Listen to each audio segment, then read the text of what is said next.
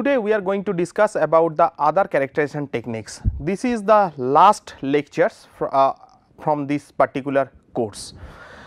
So, in our last two lectures we have discussed about the different types of characterization techniques, mainly electron probe characterization techniques, optical imaging probe characterization techniques, scanning probe characterization techniques, ion particle probe characterization techniques.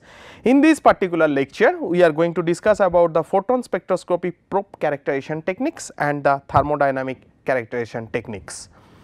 So, first, when we are going to discuss about the photon spectroscopic probe characterization techniques, so generally the three characterization techniques is coming under this particular techniques. One is called the UV-vis, that is the UV visible spectroscopy. So, generally we are using it for the chemical analysis.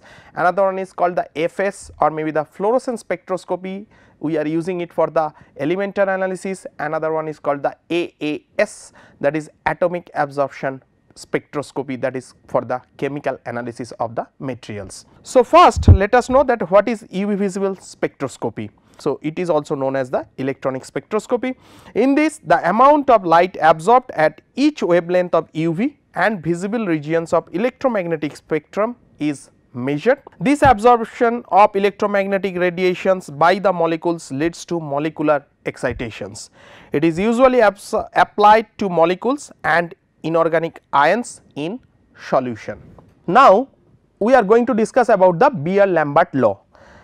This means analyte concentrations from absorbance at one wavelength can be determined using the Beer-Lambert law. What is that? That is capital A is equal to minus log I by I0 is equal to A into B into C. So, where capital A is the absorbance, small a is the absorption coefficient, B is the path length, C is the concentrations, I0 and I is equal to intensity of incident and transmitted light respectively. So, from this image you can easily understand about the Beer-Lambert law. So, how we are going to measure this one? So, generally they are dual beam spectrometers where first channel contains sample and second channel holds control for corrections. So, generally it is for the buffer. Light source is tungsten filament bulb for visible part of spectrum and deuterium bulb for the UV region. Monochromator consists of a prism or a rotating metal grid of high precision called grating is placed between the light source and the sample itself. So, here in this case we are having the D2 lamp and the tungsten lamp and we are having the mirror, then we are having the filter. So, we are using the monochromator, then we are having the beam splitter, then it is going to the mirror, then it is falling to the reference and then photodiode and data processing, and from here another one it is going directly to the sample, and here also we are using another photodiode, then data processing and we are getting the results. So, prism splits the incoming light into its components by refractions, and refraction occur because radiation of different wavelengths travels along different paths in medium of higher density. For UV measurements, quartz cuvettes are used. Procedures: in the lab, prepare a solutions of the compound based on the given extinction coefficient above in a graduated cylinder. Fill the cuvette about 3/4 with the solutions, then place the cuvette in the holder itself. We turn on the spectrophotometer and allow it to warm up for at least 20 to 30 minutes. We select one of the cuvette for the blank solutions as a reference line and we do not interchange it with other cuvettes. Also, we do not touch the lower portion of cuvettes through which the light passes, otherwise maybe some fingerprint or maybe something may come. Pour the solvent in the cuvette and then open the software to acquire the spectrum on the solvent. The solvent spectrum should be relatively flat except in the lower range due to the absorption of water in the air. Place the cuvette in the holder, then click on the software for starting of the sample analysis. The instrument will acquire the spectrum of the solution. The method will automatically assign some peaks and valleys. So, this is the whole procedure, generally how we are going to perform the UV-vis analysis for our sample. Sample handling: virtually all UV spectra are recorded solution phase. Sample cells whatever I was talking about the cuvette can be made of maybe plastic, glass or maybe the quartz. Only quartz is transparent in full range, generally 200 to 700 nanometer. Plastic and glass only suitable for visible spectra, generally it is 380 to 800 nanometer range. Concentration is empirically determined by Beer's law. Generally it is only valid at low concentrations, that is less than is equal to 10 to the power minus 4 mole per liter. At higher concentrations, a negative deviations is observed due to association of the molecules and other effects. So, this is the whole procedure over there. So, now what are the applications, means where we are using these UV spectra? For detection of functional groups, detection of extent of conjugations, identification of an unknown compound, determination of configuration of geometrical isomers, determination of the purity of a substance, in forensic toxicology, determination of metal contaminants, in molecular weight determinations, but still we are using this one for other applications also. Factors affecting UVB's absorptions. So, generally the biochemical samples are buffered aqueous solutions, which has two major advantages. One is proteins and peptides are compatible in water as a solvent, which is native solvent. In wavelength interval of UVBs in general in between 700 to 200 nanometer, water spectrum does not show any absorption bands and thus acts as a silent component of sample. Absorption spectrum of a chromophore is partly determined by its chemical structure. Environment also affects the observed spectrum, which is described by three parameters. First, one is called the protonations or maybe the deprotonations, that means either maybe pH level or maybe the redox reaction. Second, solvent polarity, dielectric constant of the solvent, and third is the orientation effects. Four effects, to each for wavelength and absorption changes have to be considered. What are those? Wavelength shift to higher values is called the red shift or maybe the bathochromic effect. Shifts to the lower wavelengths is called the blue shift or maybe the hypochromic effect. Increase in absorption is called the hyperchromicity, more color. Decrease in absorption is called the hypochromicity, that is less color. So, from this, if it is going to the left side, it is the blue shifted, if it is going to the right side, it is called the red shifted, it is if it is going to the above, that is hyperchromic, and it is coming down, it is known as the hypochromic. Next technique is called the fluorescence spectroscopy, in short generally we are calling it as a FS. It is a type of electromagnetic spectroscopy which analyzes fluorescence from a sample itself. It involves using a beam of light that excites electron in molecules of certain compounds and causes them to emit light. Devices that measure fluorescence are called fluorometers. First observed from quinine by Sir J.F.W. Herschel in 1845. Herschel concluded that a species in the solution exerts its peculiar power on the incident light and disperses the blue light itself. So, here we are having that source and then we are giving the energy H nu, filter charge window generally 400 nanometer SP filter, then we are having that quinine solutions or maybe the tonic water is known, then yellow glass of wine 400 nm LP filter generally we are using, then we are observing the blue emission. Principle: fluorescence is an emission phenomenon where an energy transmission from a higher to a lower state is accompanied by radiations. Only molecules in their excited forms are able to emit fluorescence and they have to be brought into a state of higher energy prior to the emission phenomenon. What are the component of spectrofluorometer? Light source. So, generally it is 75 to 450 watt, high pressure xenon arc lamp or maybe the lasers, then excitation monochromator, then sample holder, either it may be made by quartz, optical glass or maybe the plastic cells, then emission monochromator, and last we are having the detector or maybe the photo multiplier. What can spectrofluorometer do? used for direct or indirect quantitative and qualitative analysis by measuring the fluorescent intensity F. Sensitivity of fluorescence is 1000 times greater than absorption spectrophotometric methods.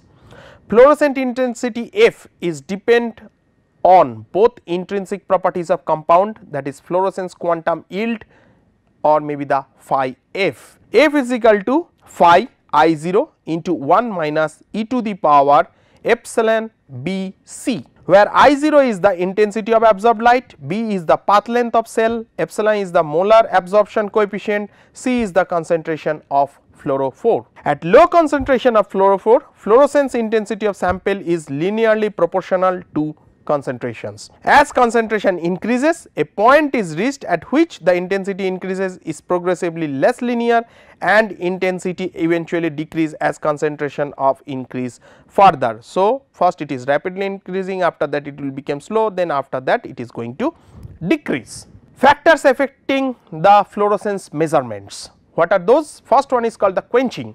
It refers to decrease in fluorescence intensity. Quenching by solvent may occur when the fluorochrome interacts with molecules in the solution. Variety of processes can result in quenching as energy transfer, complex formations and the collisional quenching. So, common chemical quenchers are oxygen, iodide ions, chloride ions and the acrylamide. Next one is pH effect. Small changes in pH affect the intensity and the spectral characteristics of fluorescence. Accurate pH control is essential. Most phenols are fluorescent in neutral or acidic media, but presence of a base leads to formation of a non-fluorescent phenate ions. Then third one is called the temperature effect. So, changes in temperature affect the viscosity of the medium and hence the number of collisions of molecules of fluorophores with solvent molecules. Fluorescence intensity is sensitive to such changes and the fluorescence of many certain fluorophores shows a temperature dependence. Advantages. So, first one is sensitivity. It is more sensitive as concentration is low as microgram per milliliter or maybe the milligram per milliliter. Second one is called the precision, up to 1% can be achieved. Third one is called the specificity, more specific than absorption method, where absorption maxima may be same for two compounds. And the last one is called the range of applications. Even non-fluorescent compounds can also be converted to fluorescent compounds by chemical compounds. Then disadvantages, not useful for identifications, not all compounds show fluorescence, and third one is the contamination can quench the fluorescence and hence give false or maybe any no results. What are the applications?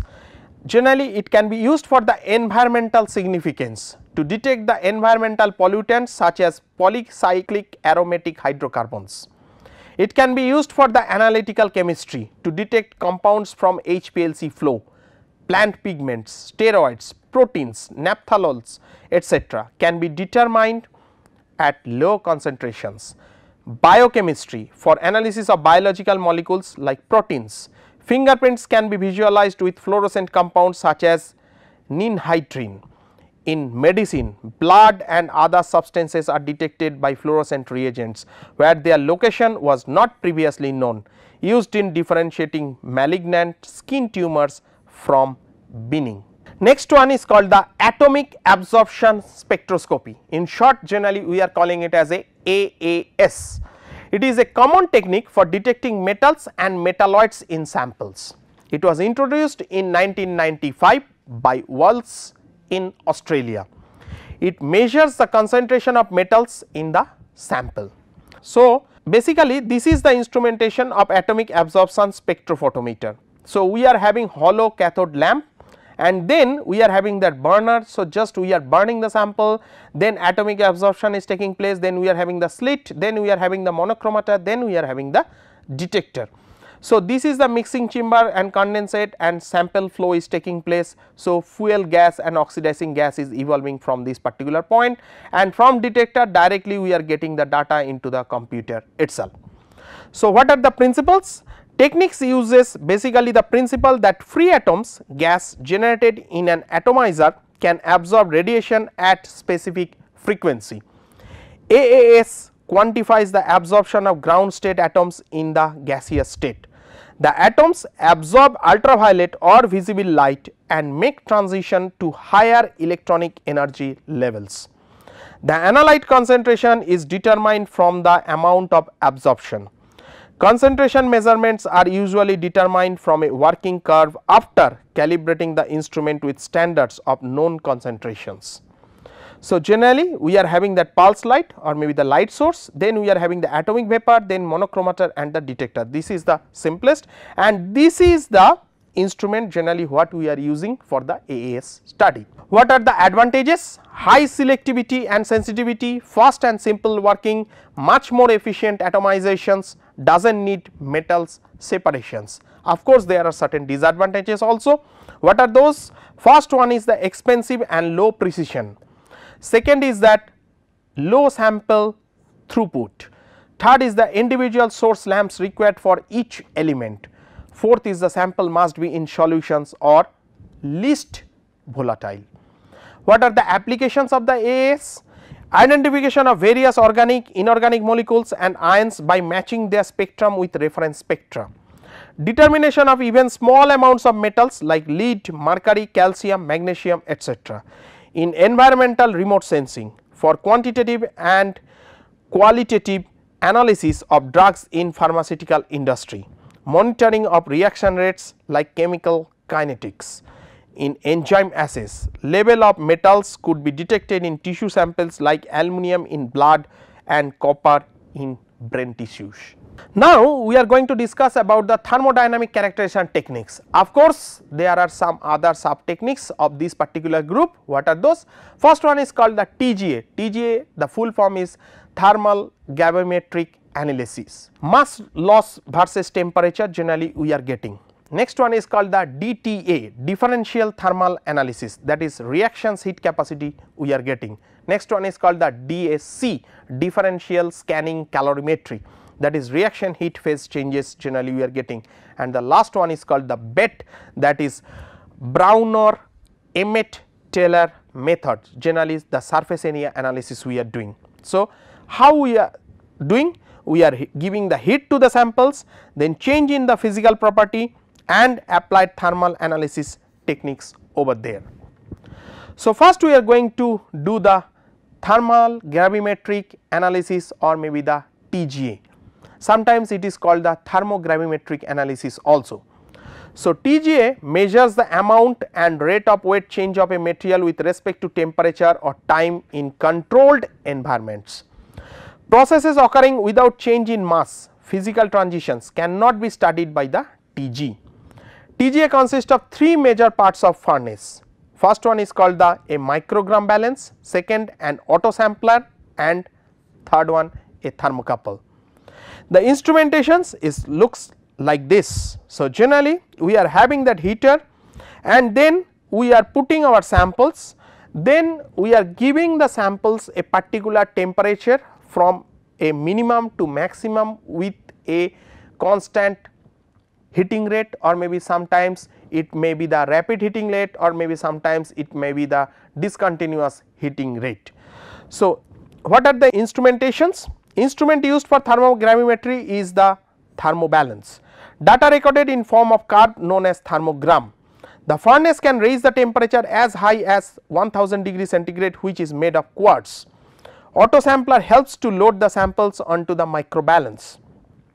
Thermocouple sits right above the sample. Care should be taken at all times that the thermocouple is not in touch with the sample, which is in a platinum pan. Generally the TGA curve looks like this. So, plot of mass change in percentage versus temperature of time is known as the TGA curve. So, here in this case we are giving the mass in maybe generally into the weight percent, and in this case generally we are giving the temperature in maybe degree centigrade. So, two temperatures in the reactions in this particular case, Ti, that is the starting of decomposition temperature, and Tf, that is the final temperature, representing lowest temperature at which the onset of a mass change is seen and lowest temperature at which the process has been completed. Reaction temperature and interval, that means Tf minus Ti, strongly depend on conditions of experiment, hence they cannot have any fixed values. So, slowly I am heating the materials and the temperature is going up. So, for example, TGA curve of calcium oxalate monohydrate CaC2O4 H2O, successive plateau corresponds to the formation of anhydrous salt, calcium carbonate and calcium oxide. So, CaC2O4 H2O, if I heat up to 200 degree centigrade, it will form CaC2O4 plus H2O.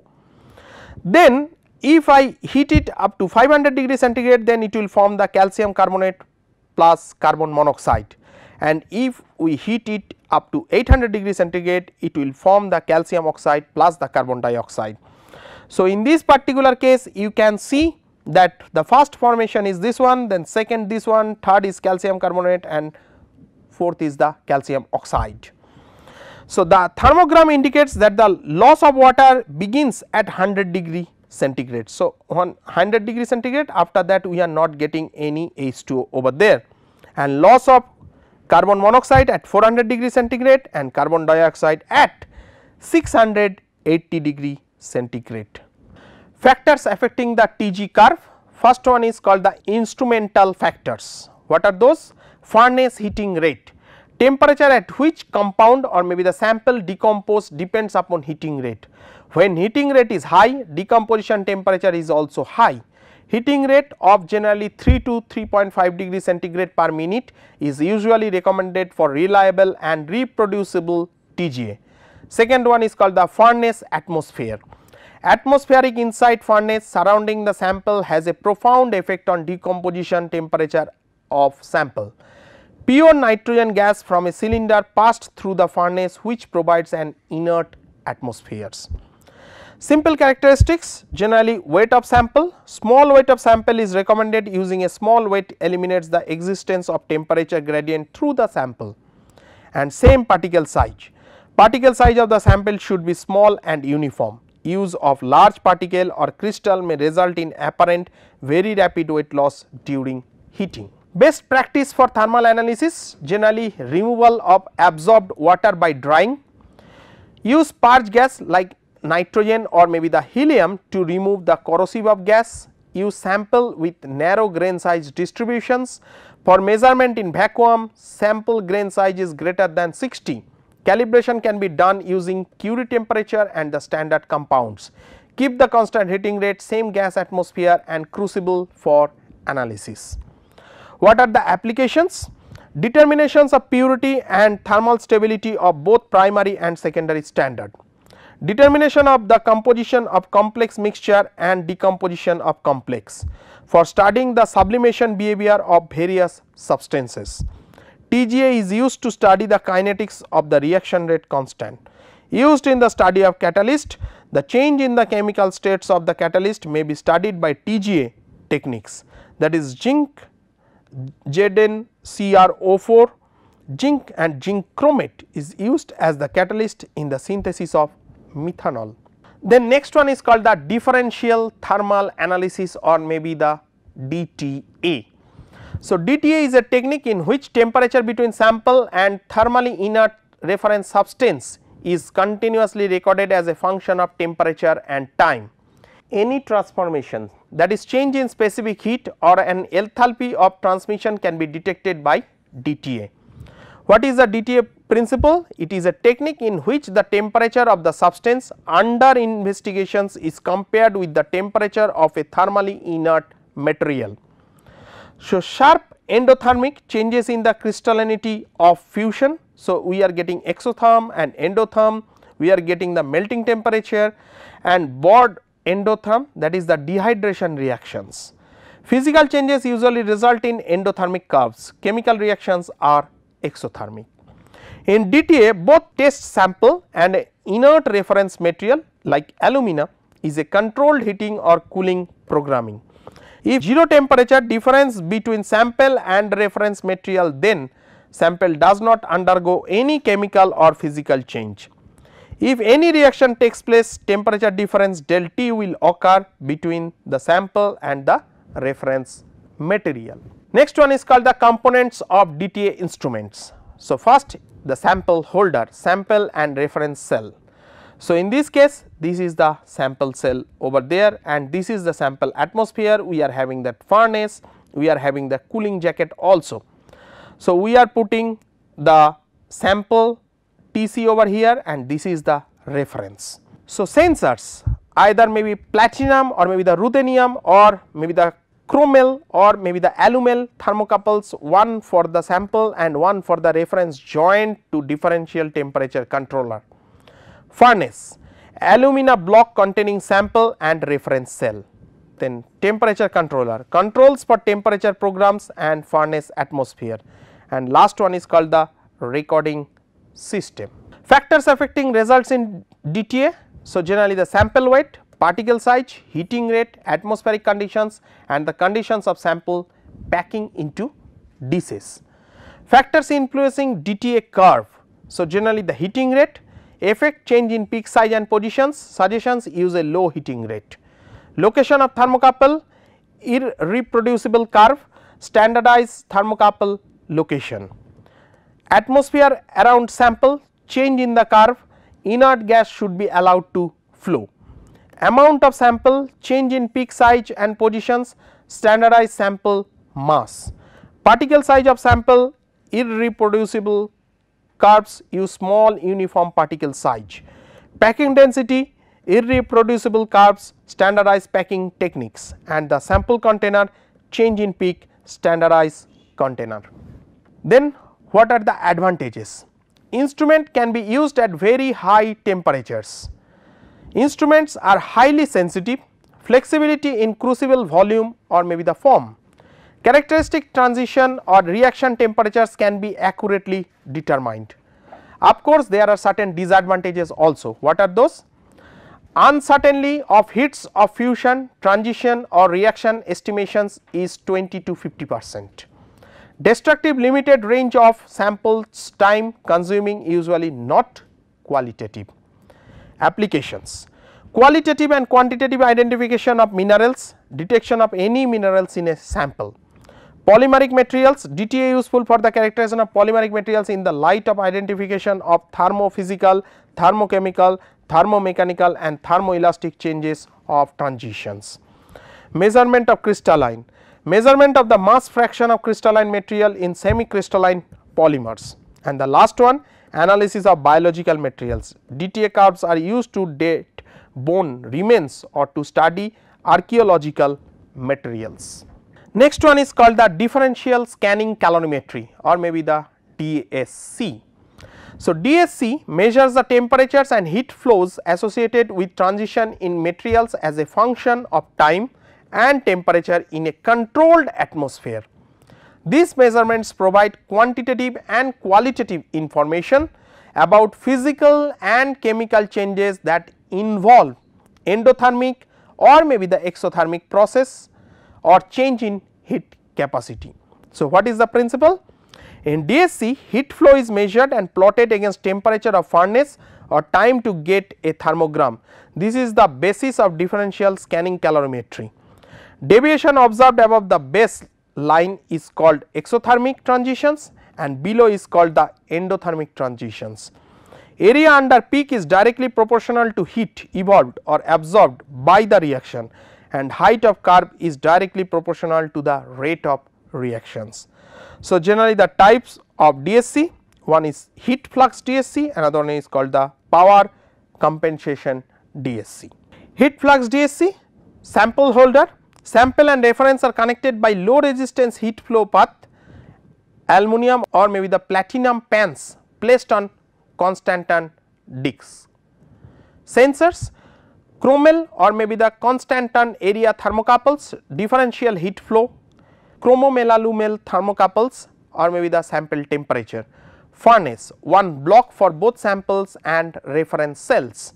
Temperature controller, temperature difference between sample and reference is converted to differential thermal power dq by dt, which is supplied to heaters to maintain temperature of sample and reference at the program value. If we talk about the power compensation DSC, so in this case sample holder, it generally made by aluminum or maybe the platinum pans.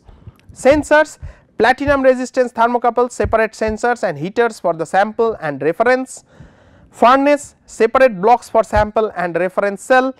Temperature controller, differential thermal power is supplied to the heaters to maintain the temperature of the sample and reference at the program value. What are the advantages? It is level free and quantitative relatively. Disadvantages, sensitivity depends on many parameters, useful in characterization very tight binding interactions which equilibrate very slowly, give informations on the nature of binding event. Applications of DSC, characterization of membranes, lipids, nucleic acids or maybe the micellar systems. Assessment of the effects of structural change on a molecule's stability. Measurement of ultra light molecular interactions. Assessment of biocomparability during manufacturing. General chemical analysis, freezing point depression can be used as a purity analysis tool. Oxidative stability, stability and optimum storage conditions. Drug analysis, widely used in pharmaceutical industry, defining processing parameters, and polymer industry, that is the curing process. Then comparison between TGA, DTA and DSC. So, for TGA it is the thermal gravimetric analysis, DTA is the differential thermal analysis, DSC is the differential scanning calorimetry. For TGA, the change of mass of a sample with change of temperature is observed and analyzed. For DTA, temperature difference developed between sample and reference compound is measured at identical heat treatments. For DSC, heat flow is measured against temperature change at particular time. For TGA, used to analyze inorganic materials, metals, polymers, plastics, ceramics, glasses and composite materials. DTA used to analyze thermal properties of minerals for the characterization of polymers and biological materials. DSC used to analyze proteins or maybe the antibodies. For TGA, sample can be used as solid substance, DTA sample can be used as solid substance, DSC sample is always a liquid. Next one is called the Brownier Emmett Taylor method or maybe the BET. So, BET method is physical adsorption of gas molecules on solid surface. Important analysis techniques for the measurement of specific surface area of a material. Directly measure surface area or maybe the pore size distribution. BET theory is given by Stephenson, Brunner, Paul Hugh Emmett and Edward Taylor in the year of 1938.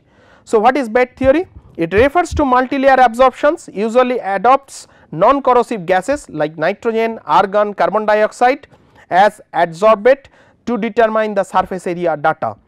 It uses static volumetric principles like VZOP 2800 TP, also has gas flowing technology can determine surface area data. What is the principle? BET is an extension of Langmuir model. What is Langmuir model? Kinetic behavior of the adsorption process. Rate of arrival of adsorptions is equal to the rate of adsorption, rate of desorption. Heat of adsorption was taken to be constant and unchanging with the degree of coverage theta. What are the assumptions? Gas molecules should behave ideally, only one monolayer forms and all sides on the surface are equal, no adsorbate interactions, adsorbate molecule is immobile and homogeneous surface, no lateral interactions between molecules, uppermost layer is in equilibrium with vapor phase, first and higher layer heat adsorption, all surface sides have same adsorption energy for adsorbate, adsorption on the adsorbent occurs in infinite layers, the theory can be applied to each layer. So, like this way we can get the pore classifications like micropore which is from 0.1 to 1 nanometers, mesopore 1 to 10 nanometers and then we are having the macropores from more than 10 nanometer to maybe 1000 micrometer. BET equations based on the rate of adsorption which is equal to rate of desorptions for each layer of adsorptions, the following BET equations was derived as P by P0 by V into 1 minus P by P0 is equal to 1 by C V m plus C minus 1 C V m into P minus P0, where P is the equilibrium pressure, P0 saturated vapor pressure of adsorbed gas at temperature, P by P0 is the relative pressure, V is the volume of adsorbed gas per kg of adsorbent, Vm volume of monolayer adsorbed gas per kg of adsorbent, C is the constant associated with adsorption heat and condensation heat. So, this is the generally the bait equipment whatever we are using. Now, we have come to the second last slide of this particular lecture, that I have to summarize this particular lecture. So, in this particular lecture we have discussed about the nanoparticles, which are the key components in the development of new advanced technologies.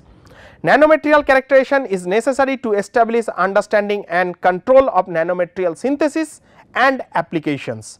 Size, shape, structure chemistry, crystallography etc. are important parameters for characterization of nanomaterials. Spectroscopic methods, 3D related methods like tomography and thermodynamic characterization techniques complete the results. So, now I am going to give a brief outline of this particular course, as this is the last lecture of this particular course, structural analysis of nanomaterials. So, generally the structural analysis of nanomaterials is an important part of material science and nanoscience and nanotechnology, which deals with the study of the crystal structure of materials and their defects. It is a prerequisite for the understanding of properties of nanomaterials to have a detailed knowledge of the structure from the atomic or maybe the molecular level to the crystal structure and to the microstructure, either it is maybe the mesoscopic scale or maybe the defect structure. The primary goal of structural analysis of nanomaterials is aiming at both investigating the structure property relationship and discovering new properties in order to achieve relevant improvements in current state of the art materials. So, this is a very useful subjects for the material scientist or maybe the those who are working for inventions of the new materials or maybe the new nanomaterials. Thank you.